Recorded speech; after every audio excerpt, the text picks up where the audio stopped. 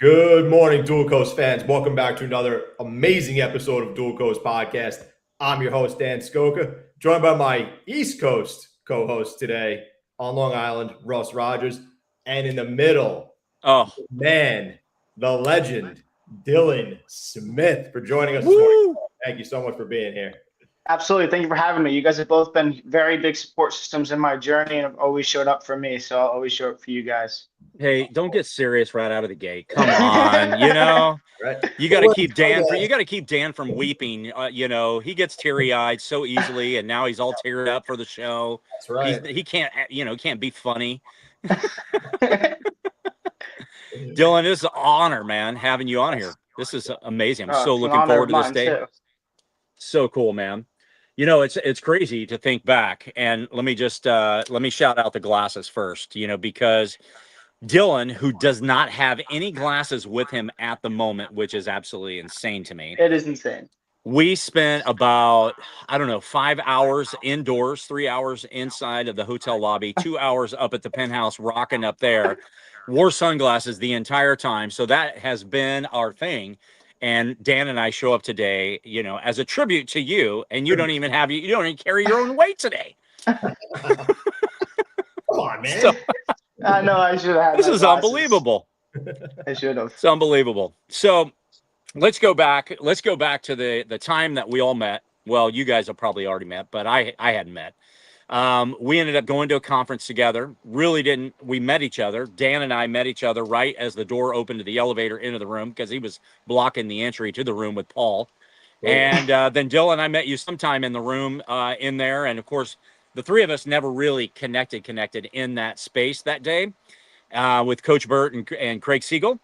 But that night, Renee had organized to come to the Hard Rock where I was staying, and we would all have dinner together. And we had Alice and Mustache Alex with us. We had a great time around the table for about 3 hours. It was amazing. And of course, you were wearing sunglasses the entire time. So we just hit it off that night. Dan and I actually didn't talk a whole lot that night, but you and I definitely did, Dylan. Learned about you, learned about your mother, Renee, who lives up in Philadelphia. I knew her, some before that. So that was amazing. Yeah. It's amazing that you travel with your mom. How is that? How is that having your mom with you everywhere you go? My conference mom, Renee, is amazing. She actually just released a book today. Shout out to her. Oh, and Philadelphia Rich Thinking. Nice. Super. Awesome. Yeah. I love that. That's the one that she's kind of put a conglomerate of authors together, that book? Correct. Yeah. And you're in that? I am in that. I met the height requirements. Surprising. I don't know how you made the cut. I don't know either. I think it was they got desperate, I guess. Exactly. Oh, that's awesome, man. I'll have to hit her up, man. But it's great having you and Renee together, and Allison, the tag-along sister. And so it was a great time, and then it just kind of flourished from there. We went up to the penthouse. We were yelling and screaming because the music was so loud. We were just raging up there. It was so fun. Yep. Yeah. And then we got together. We got to support you, be speakers at the 1% event in Springfield, Missouri. That was just an unbelievable time of being together. You've done a lot of stuff, and we're going to learn more about you today. Our audience is going to get to hear about who Dylan Smith is. And we're just excited to have you on the show today, man. I'm excited to be with you guys. Yeah. So it's, I've been looking forward to this, since we booked this, and it's going to be an awesome time. So you spent many, many years in New York, but give us a little bit of your background. Tell the listening audience a little bit about Dylan and your background of how you got to where you are today. So I was adopted twice, misdiagnosed, put on the wrong meds for 10 years. And then at 19, graduated high school in 2020 and worked for free for a tech firm for 8 to 10 months. And then got hired by an MSP, worked for the MSP for $28,700 a year, traveling the country, setting up offices, which made me become the #1 requested per tech in the whole company, which is where we forced them to give me a raise to $55,000. Where then I started traveling for Oppenheimer and Starwood and investment groups all over the country. And then I got connected to some of the top investor relations, where then I ended up making about $75,000 a year by the time I was 22 years old. And then I was flying around with a corporate Amex in my pocket and thought, oh, I want to help people. Like, this is cool, but what do I want to do that's passionate to me, right? And I thought, being adopted twice and misdiagnosed and having to overcome dyslexia at such a young age, I know that somebody has it worse than I had it, and I know that I have the tools to help people. I had to learn how to read at 16, and I knew I had the tutors and the processes and the educators and the paperwork and the programs to help people who had it worse than I did, whether they were adopted or they were in a foster home or they had an alcoholic father. I had the tools and perspective to help, so I wanted to help. So I'd made the bold decision at 19 to start making selfie videos, and I said, if I'm going to work for free for this guy, I'm going to work for free for myself for an hour. So my rule was every day I had to have a selfie video, and then that grew to every day I have to be have a selfie video or do a Zoom call with another dyslexia Instagram page. And we're talking like 200 followers at the time. And then it grew to a production deal at the Royal Communication Center where my producer was Carl Michelle. And then that grew from me having to go to conferences because I would work at his studio to be able to afford my studio time. And I became his assistant, so I go to conferences with him as an assistant, which opened up the doors for me to be able to travel with him to conferences, which taught me, oh, speaking is a thing that I want to do. So then I went to speaker school, and then I learned that my story is powerful and it has weight and it does impact people. And when you can tell it and present it correctly, you can really open up some crazy doors and help a lot of people. So I started speaking on stages, and then I had the realization that people love my story and they love me and they love how I present on stages. And then all these opportunities to speak on stages, and I ended up traveling for years on stages, meeting amazing guys like yourselves. And then that grew to podcast, and then that grew to somebody mentioning a book, where then I wrote a book and I published it this February, and I went international bestseller 2 months ago. And now here we are, and I work at a hedge fund in Miami, Florida at 25, and I have a best-selling book, and I'm a celebrity speaker at 25, no college. Amazing, man. Amazing. All right. Well, now we know we don't need to go to college. That's about it. Just grow a beard. Podcast. As soon as Dylan came on, the beard showed up first. Yeah. My dad says that my beard walks in the room first. Yeah. I like it. It looks good. I do. It do, man. Yeah. It makes me taller, so Yeah, I'm well- just going to have to stay. And you look 26. I got 36 once, and I was like, oh, that hurt. I don't think you're quite there, my boy. Not yet.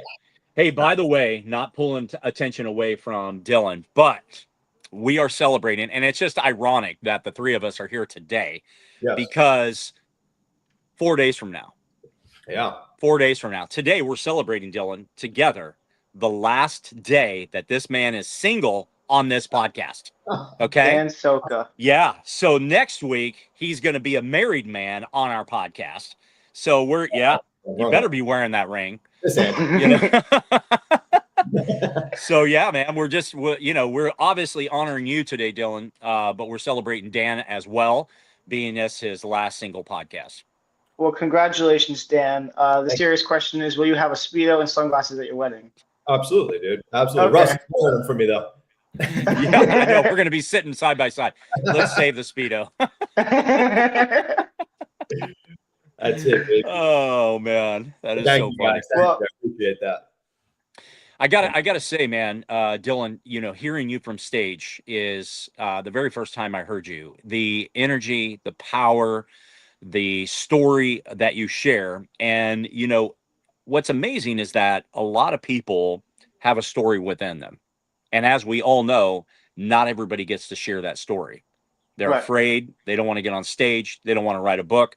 They're afraid they're gonna, they just have fear in their lives. A lot of people don't finish that book, right? And they're afraid to get on the stage, right? So you, at a young age, and so we've known each other now for over 3 years, which is Yeah. kind of crazy. Seeing you just in those 3 years develop.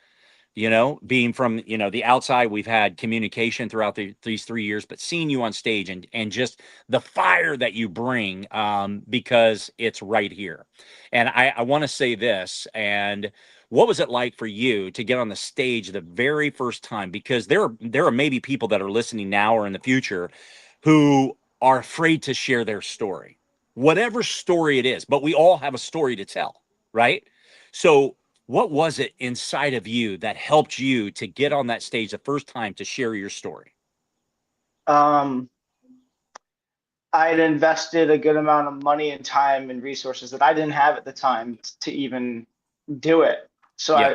I was like, well, if I've invested it, I've got to do this, right? So I remember it was a turn back moment. I was driving to a venue to cash a check for $700, and I had $705 in my bank account. And I was 19, and I said, if I do this, there's no turning back, Mm. right? Like, this is it. Like, we're doing this. The turn back moment. I'm sure you guys have had the turn back moment. Sure.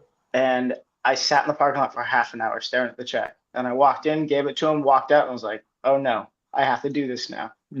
And I'll never forget it. I was militant. I was religious. I was obsessed on the way I was going to deliver it. I studied everybody. I studied David Meltzer, Alex Morton, Ed Milet, John Maxwell. I mean, I probably know their talks more better than they do still.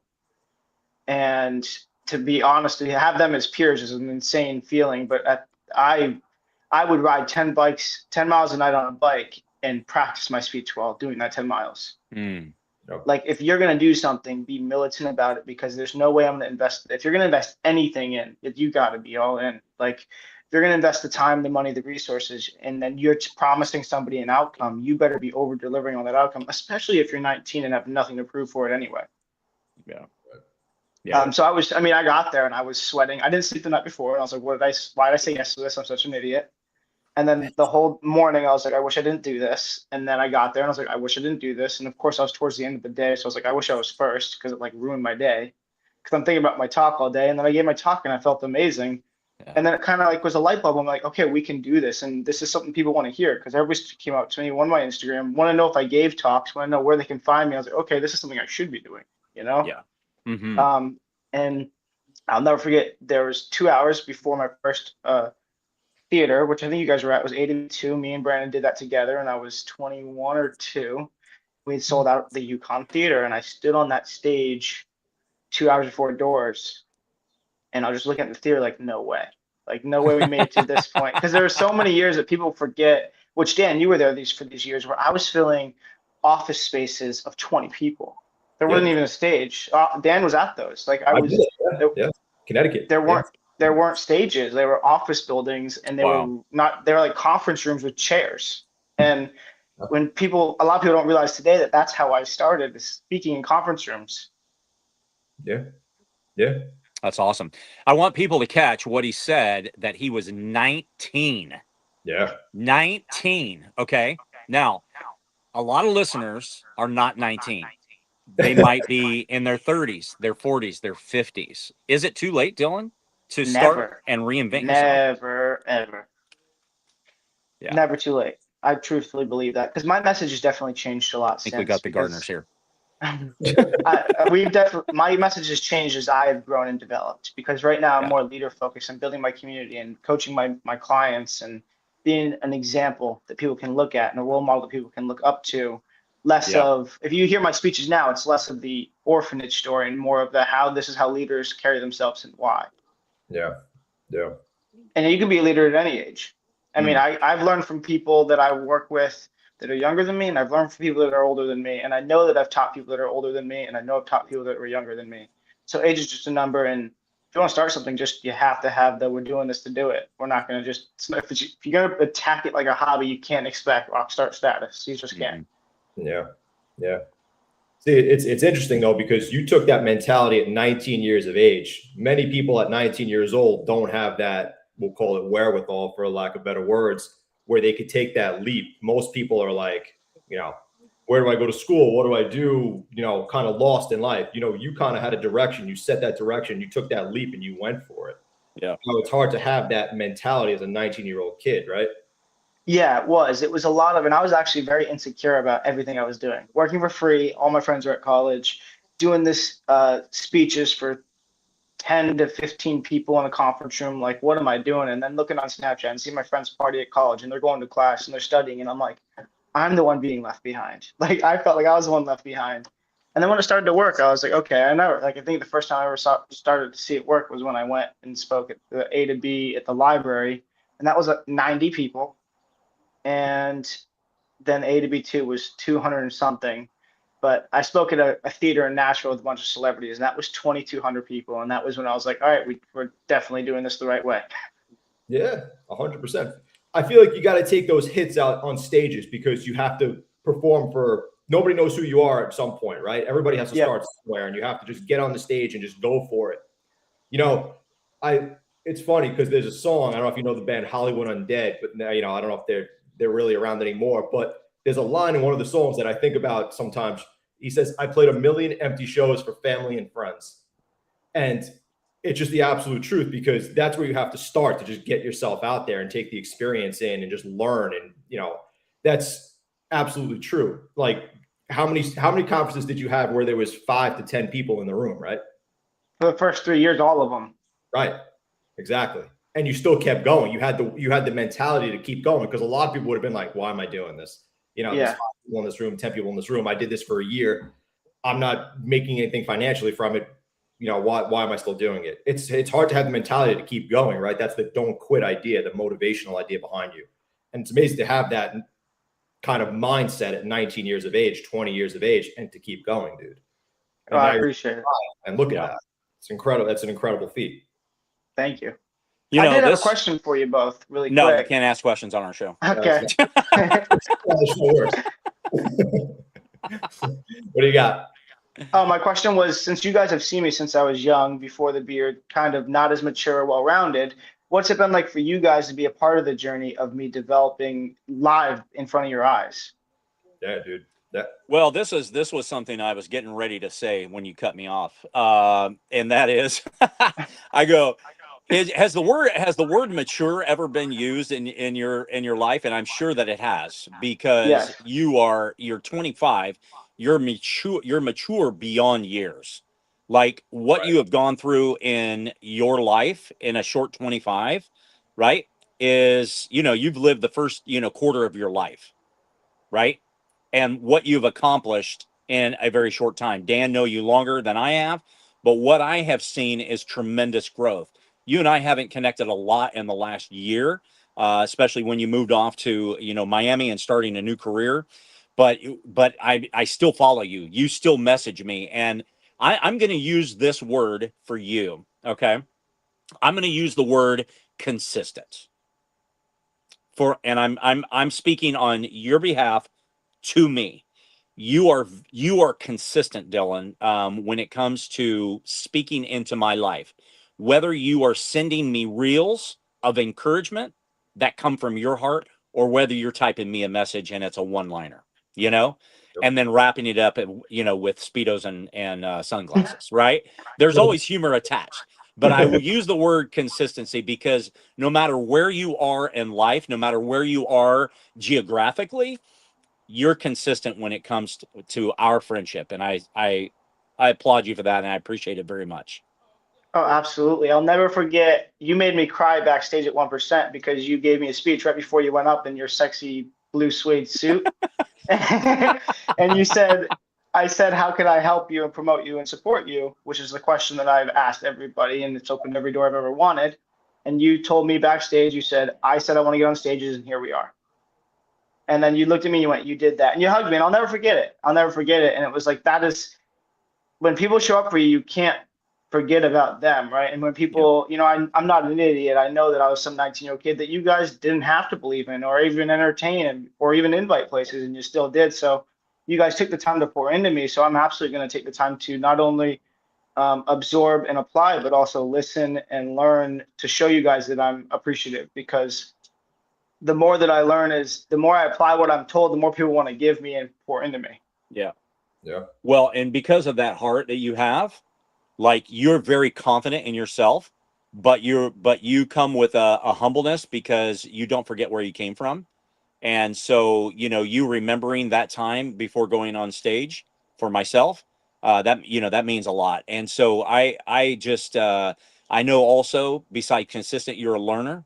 You remember things, you remember quotes, you remember people, and you're a connector, man. You're a really good connector. So I applaud what you do, how you have grown, and at a young age of 25, and writing a book as well. So fantastic.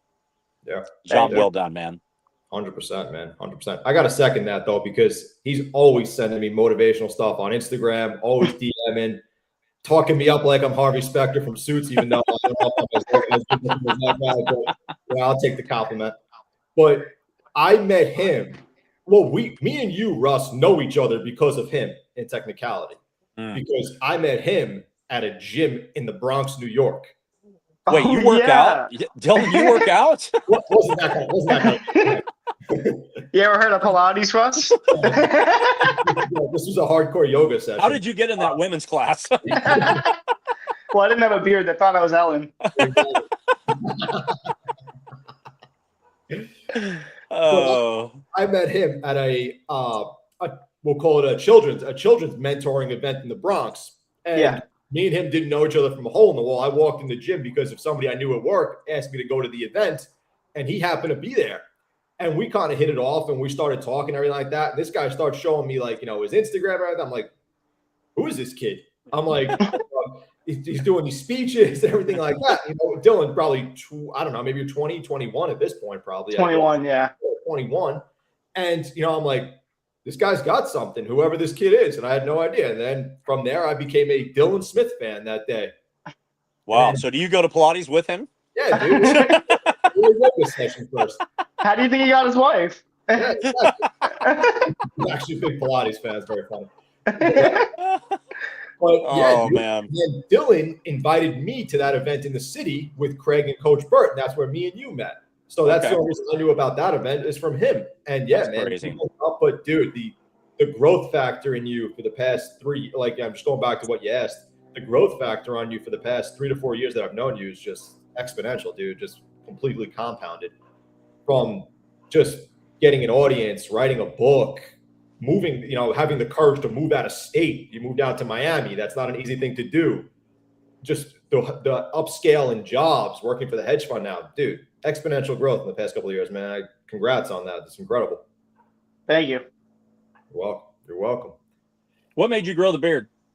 I went from like is that a woman or a man? Is he 12 or 13? To that's a man and he's handsome. You should see him with glasses. Yeah.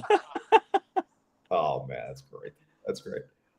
Dylan, take us back real quick to when you were misdiagnosed for a second. They thought you had ADHD, you were put on the wrong meds.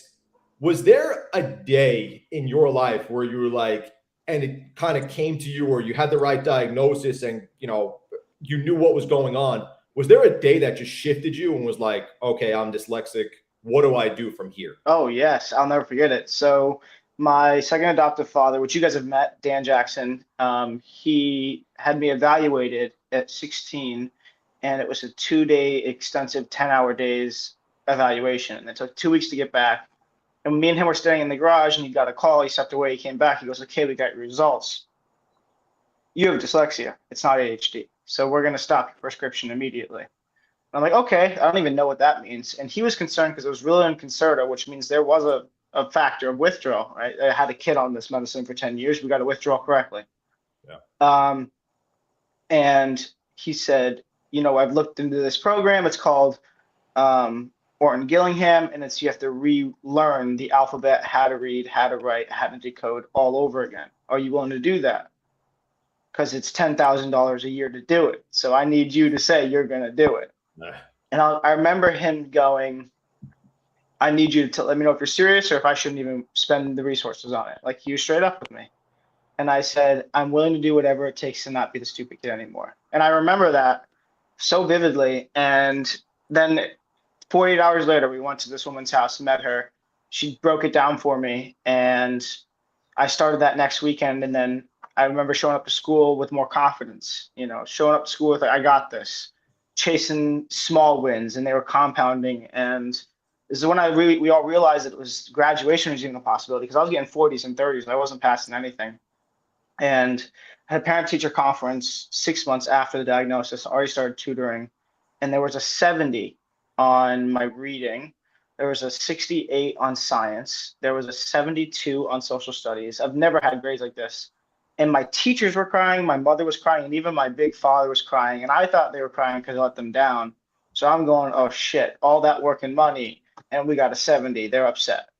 And they were crying because it was the first time they had hope that me graduating was a realistic idea. Mm.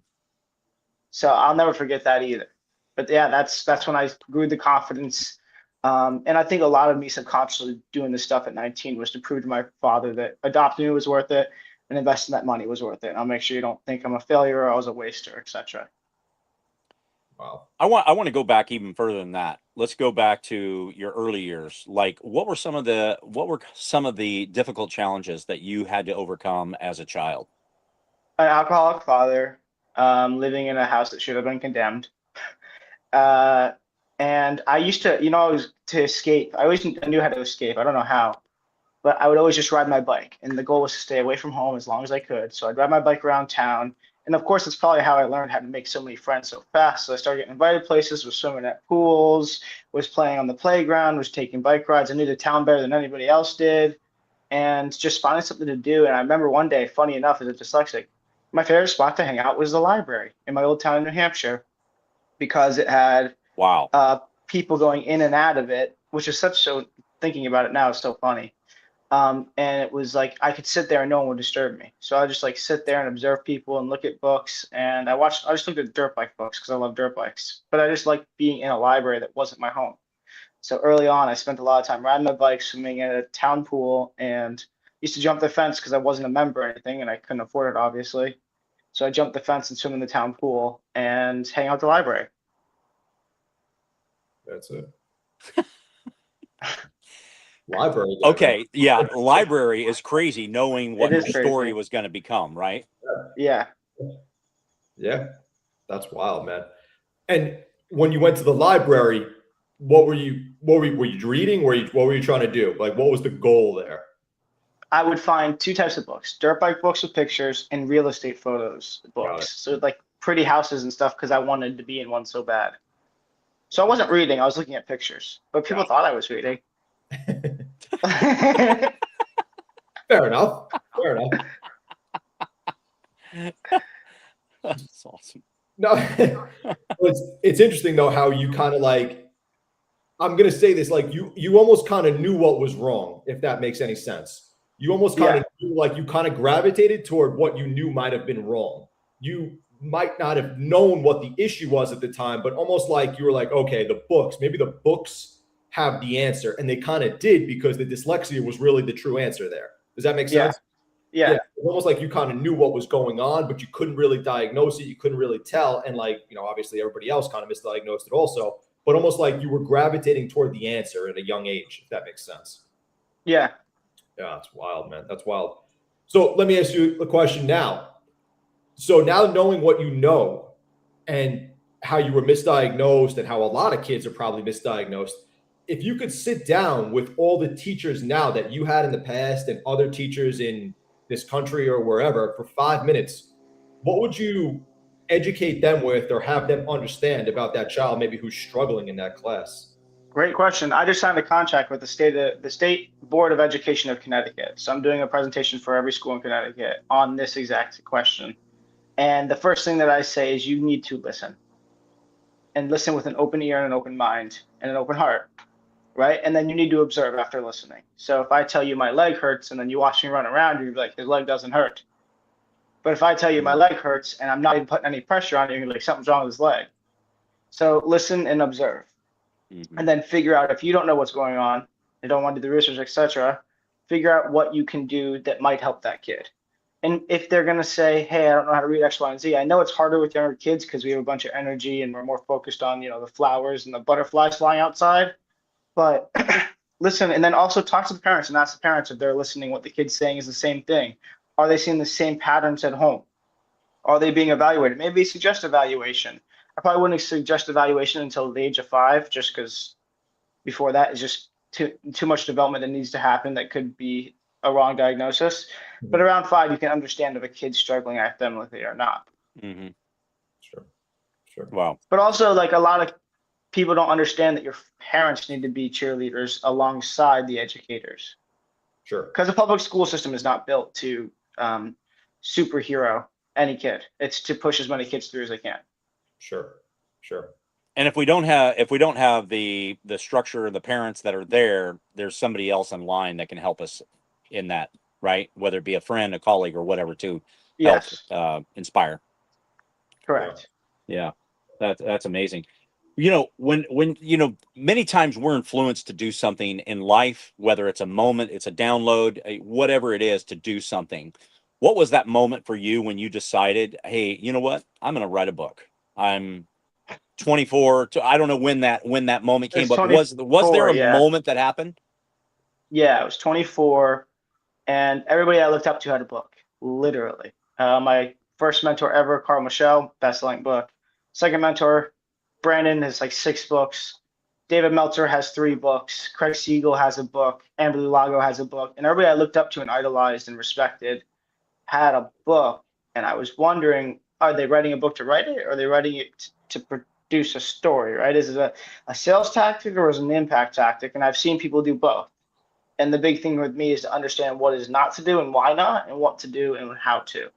So to figure out who has results that I really want, and how are they using the book in a way that I can relate to and would like to, let me go talk to them. So the people were David Meltzer, Craig Siegel, and Amber Lago. And I talked to them about it, and Carl too. And they all said, you're already kind of killing it right now as a celebrity speaker. A book would help, but no rush. You're 24. And then, as you know, I took a conference that I built with some friends on the road. So the book took a big hiatus. And then I moved, and I'm no longer part of that conference or that media group. I had left, and I was in Miami, and I had work, and I'm at 4:30, I'm off, and then I'm done with the gym by 6, and at 6 to midnight, it's like I got nothing to do. So it was like, well, let me pick up that book again, right? Because I'm now seeking my passion, my purpose, what drives me. It used to be conferences. It's like I don't have that right now. What is driving me? So I wrote the book from December to February, released it in February, and it went bestseller in a month, and then went international in 3 months. And then I was like, this is a sign, right? Because that did way more success than the conferences I was building, which means I wasn't incredibly aligned to the stuff I was pushing prior. Mm-hmm. But that's what life is about, is learning and adapting and pivoting. So that book saved me in a lot of ways that nobody really understands. Yeah. Kind of interesting how that happened though, right? Like you kind of like left the conference idea for this, position down there. And then the conference idea kind of went to the wayside for a little bit, but then the book kind of came back to you, and now look what the book did. It's kind of like you were out of a lot, like you just said, you were out of alignment, and you realigned yourself with the book, which is pretty crazy to think about, right? Like, you think you're doing the right thing all the time, and like, okay, I'm putting myself out there, I'm doing this, but then what you needed was a little bit of a change or a pivot to kind of excel further. Yes. Right. Amazing. I'm just imagining what it was like in Dylan's mind doing nothing between 6 p.m. and midnight. Oh, do you know what I was doing? I was driving my golf cart around. I was walking. I was calling people. I didn't know what to do with myself. Because this guy's always busy. This guy's got always something to do. So for you to say, I got nothing to do from 6 p.m. to midnight is like, I'm sure mine was going crazy. After I landed, and then I was walking around, and I was like, I tried the walking around, going out, talking to girls. And then I was like, okay, that was fun, but I can't do this every weekend. And then I was just like, okay, well, I got to pick this idea back up. And I remember I promised myself that I'd work on it for 3 hours a night. Yeah. That's great. He's like, very intentional. Let me just write a bestseller real quick. I'll be right back. I remember when Craig was working on his book, he was talking about how he would take I think it was 1 month. And he basically dedicated this certain time. Let's just say it's 6 to midnight or whatever it was, right? But he would dedicate a certain amount of time each and every day and basically just knock this book out in a month. People operate in different ways, right? Some people, it takes years for it to happen. Yeah. But it happened. Yeah. It's crazy. It came out, and I expected just some friends and family to buy it, and that'd be that, and me pay to go on some podcast, and that would have been that. And then we had to pivot again. That's where I was mentally. And then it came out, and it was being really well received. And I did a book signing in Miami, and way too many people showed up. Way too many. And I was like, this is weird. And then people were genuinely excited to meet me. And I was like, that's weird too. And then people genuinely wanted my signature. And I was like, okay, something's happening. Yeah. Something's really happening. And then 48 hours after my book signing, David Meltzer's calling me saying, come on office hours. And then Jeff Crilly called me, said, come on the Jeff Crilly show. Amberly Lago said, hey, come out to Dallas, go on the Amberly Lago show. Justin Love, the Grammy Award winning artist, said, hey, come to my gala. We want to put your book on display. And I ended up at a gala with Fetty Wap and Justin Love. And then I ended up at Fetty Wap's house for the after party. And everybody's asking me about my book. And I was like the hit of the night, which was crazy. And then as I just told you guys before, is like Alex Morton just reached out and he wants me on his show. And it's like things like that are happening. And I'm like, this is, telling. Yeah, dude, 100%. It's a good question though. Like, so now you're kind of in this realm, and you've spoken to Ed Milet before. You've spoken to all these big people who are get on stages. What's something you've learned that you would say from interviewing or speaking with all these successful people? Humility is everything. Relationships are worth more than anything you could ever make. How you treat people is worth more than any business you can build.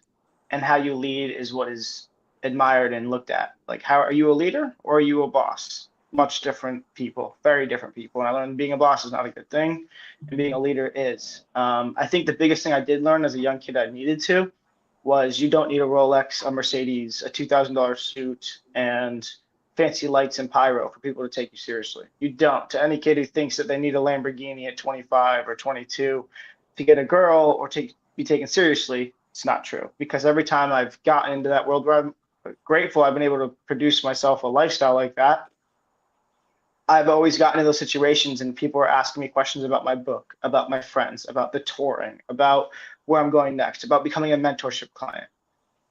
No one's ever asking about the AMG I bought or the Rolex that I bought or the yacht party I threw. No one cares. And that was a big, people value you for who you are and how you show up, not because of what you have. So to any young male who I know struggle with this, don't think that you have to be Bruce Wayne to be appreciated or respected. Mm-hmm. Very well said. That's very well said. Yeah. That's great. You go out, you talk about dyslexia, you meet kids all the time, you meet adults, who suffer with this, right? And I want you to try to recall in your mind one specific person, whether it's an adult or a child, that has dyslexia. That's something that they said to you after you gave a talk. Tell us about that moment and what that meant for you. I've got a couple moments. So there's two kids. One was in Virginia, and she was a 7th grade girl. And I'd given a presentation to a Catholic school in Virginia, Richmond, Virginia. And she had come up to me and she said, I think my friends understand me now, and I'll be able to fit in. Thank you so much for teaching my friends what I struggle with. And then she walked away, and I was like, oh, I kind of wanted to hug her. But that was awesome. And I kind of got emotional thinking about it. And then the other thing was when I was in New York City at a school with Justina Valentine, a kid come up to me and said, thank you so much. You changed my life. I feel so seen, heard, and supported. I can't wait to show my friends my superpower, because my whole message is dyslexia is a superpower. And she's like, I have dyslexia. I can't wait for my friends to learn that I have a superpower too. And the other one was when I stepped off stage in Nashville, 30-year-old woman in tears, shaking, and just hugged me and was telling me how much my talk impacted her. And in Nashville, I was 23 on that stage. Amazing, man. I'll never forget those. And there's more of that. There's one time when somebody came up to me after talking to them with it. I saved them because they were going to commit suicide, and they didn't because of a talk I gave, and that was very powerful. And you talk about the word humble. You stay humble through all this, right? And that is a strong characteristic that I know that you have within you is remaining humble through this process. Because to me, I know that, if a life has changed because of who I am or what I've said, the power behind that and what that means to that child or that adult. And we can all impact people's lives in many ways. And I want you to take a moment to share with the listening audience, how they can improve their life and the approach that they can take to be an example for other people to follow. Oh, I love that. So I remember what I did when I first started everything is I had, everybody knows at the end of the year, you make promises to yourself, New Year's resolution, right? Yeah. And there were a couple of things that I did at 19 and 20 that I hated. And I said, my New Year's resolution is I'll never judge anybody ever again. And the other one was, I will make sure I make one person smile a day moving forward, no matter what. So whether that's pumping somebody's gas, helping them fix a flat, giving them a compliment on their shirt, ask them a question, and then listening to them. And a lot of people don't realize that just being heard and you listening to somebody for 10 minutes, you're like, wow, that was amazing. I love that Dylan kid, or I love that made my day. It doesn't take much to make somebody's day, and wake up with gratitude first. So if you wake up and you realize and reflect on why you're grateful for what you have, you'll never focus on what you don't and where you're not. And that'll also give you the better subconscious to go do that, make somebody smile, make their day, pay it forward, push it forward, pass it forward. This is a people game. I've been able to be around the elites and they're all doing the same thing. I've asked so many millionaires that have helped me. I was sitting at the table with somebody at Mar-a-Lago this winter, and he had sold his company for like $300 million. And he said he invested in some stuff that I was doing. And I said, how can I repay you? And he said, pass it forward. Do it for somebody else when you're in position. And somebody that mentored me on Wall Street said the same thing. And Carl had said the same thing. And Craig had said the same thing. And Justin Love had said the same thing. Fetty Wap said the same thing. So it's something that all these elites have in common is there always is help the next person. That's how you can repay me. Mm. Yeah. Powerful, man. Powerful. This has been an amazing show, man. And, we thank you so much for your time this morning. This has been incredible. And I'll kind of close it out with this one. But Dylan, you've built, the Instagram account, the podcast you're on, the book.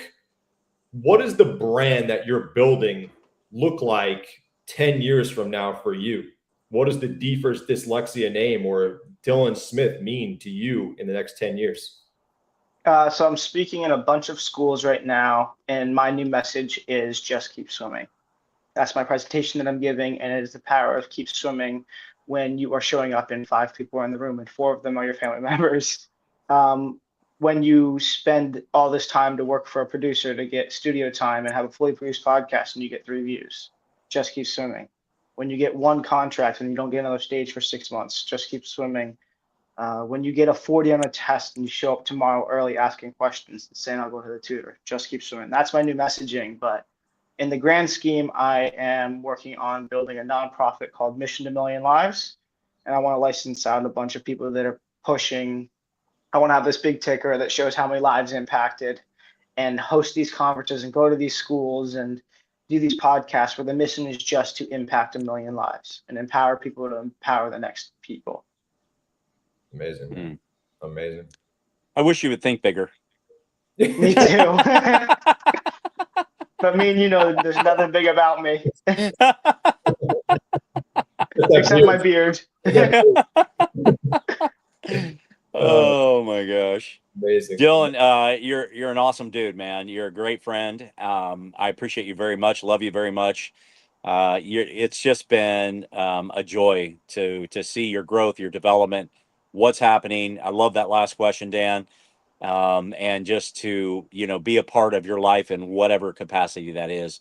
But just being a friend is fantastic. Likewise, and I appreciate you guys having me on, and you guys are in my gratitude list, which is why I always text you and annoy you with the motivational reels and texts and Speedo comments. But I'm grateful for you guys, and thank you for pouring into me and supporting me. You guys don't know how much that helped that kid who needed it, who was speaking to 10 people at the time. Yeah, absolutely, man. Absolutely. Where can people pick up your book? Yeah.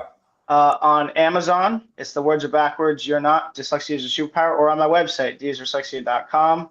You could email me at dylan@dsdyslexia.com, find me on Instagram at dsdyslexia19. And if you are watching this, the first step is to make somebody smile. Beautiful. Amazing. Beautiful. We're smiling right now. That's it, baby. Love it.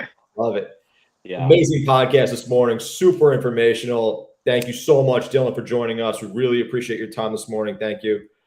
Guys, please check us out at Dual Coast Podcast on all our social media handles. Check out Dylan at all his social media handles and dsfordyslexia.com. Check out his book on Amazon. We'll see everybody next week. Thank you so much for listening. Please listen to us on Spotify, Amazon Music, and Apple Podcasts. Subscribe and like to our channel on YouTube, and check out Dylan. Thank you, everybody, so much for listening. We'll see everybody next week.